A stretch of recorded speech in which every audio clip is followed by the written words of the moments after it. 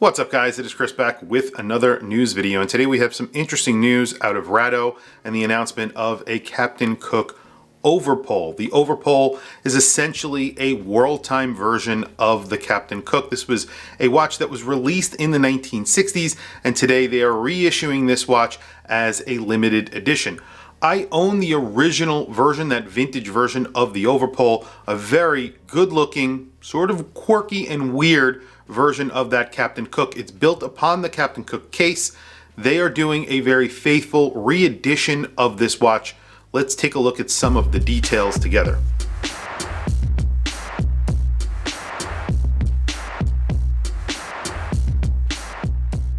So as I mentioned in the intro, I own a vintage version of the Captain Cook overpole. It's not a very popular watch. They did not make tons of these watches.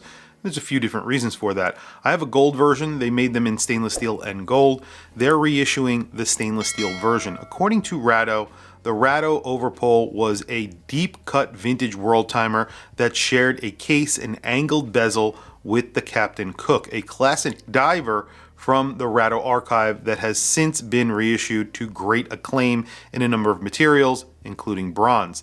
The new Captain Cook overpole has the charm and the looks of its vintage forebearer, but with modern enhancements like a laser engraved ceramic bezel for the world time cities and the attractively finished manual wind caliber R862, whose state-of-the-art Nivercron hairspring provides precision and rate stability even in the face of magnetic fields. The Captain Cook overpole's silver to black gradient dial and applied rhodium indices recall the look of the early 60s overpole. A vivid red date occupies the 3 o'clock position, interrupting the 24-hour markings for aligning with the cities of the bezel.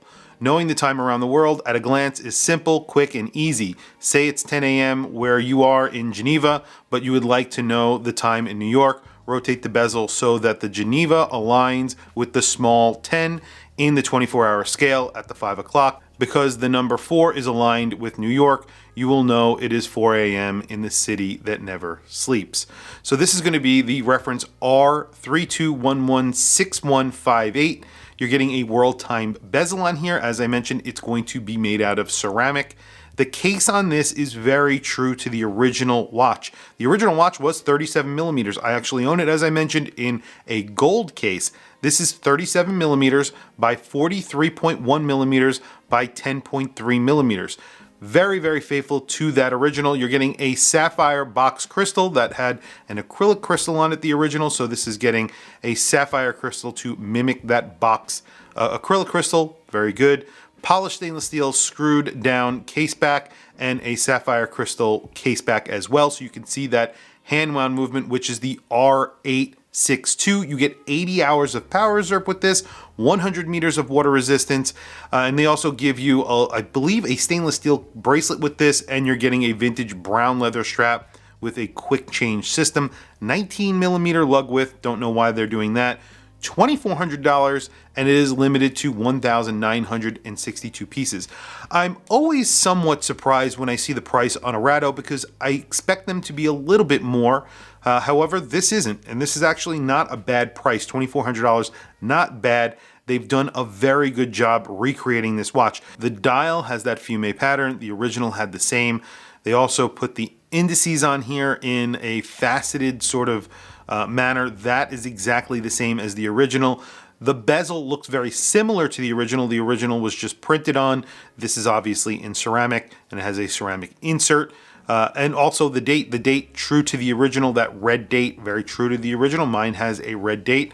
Everything here looks very, very good. I really like what they have done.